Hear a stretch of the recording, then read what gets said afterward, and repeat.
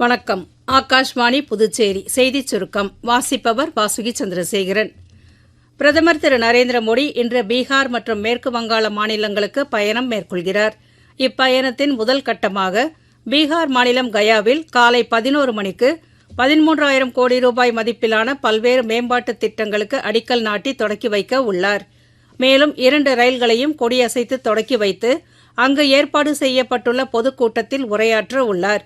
பின்னர் கங்கை நதியின் மீது கட்டப்பட்டுள்ள அண்டா சிமாரியா பால திட்டத்தையும் அவர் திறந்து வைக்கிறார். முசாஃபர்பூரில் ஹோமி பாபா புற்றுநோய் மருத்துவமனை மற்றும் ஆராய்ச்சி மையத்தையும் பிரதமர் திறந்து வைக்க உள்ளார். நாட்டில் சுமார் 2,80,00,000 பெண்கள் லட்சாதிபதிகளாக மாறிவிட்டதாகவும் அந்நிய செலாவணியை பாதுகாத்துள்ளதாகவும் மத்திய வேளாண் மற்றும் விவசாயிகள் நலத்துறை அமைச்சர் திரு சிவராஜ் சிங் சௌஹான் கூறியுள்ளார்.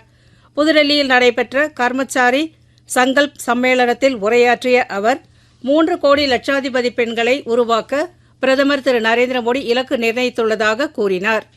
அடுத்த மாதம் 9ஆம் தேதி நடைபெறவுள்ள துணை குடியரசுத் தலைவர் தேர்தலுக்கு 2 பார்வையாளர்களை இந்திய தேர்தல் ஆணையம் நியமித்துள்ளது.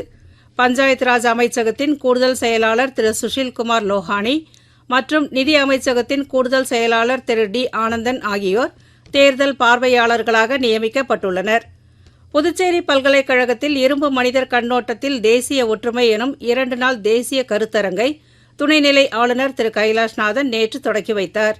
நாட்டை ஒன்றுபடுத்தி வைத்திருக்கும் மாண்புகளை மீண்டும் எண்ணி பார்க்கும் தருணமே இக்கருத்தரங்கு என்று அவர் கூறினார்.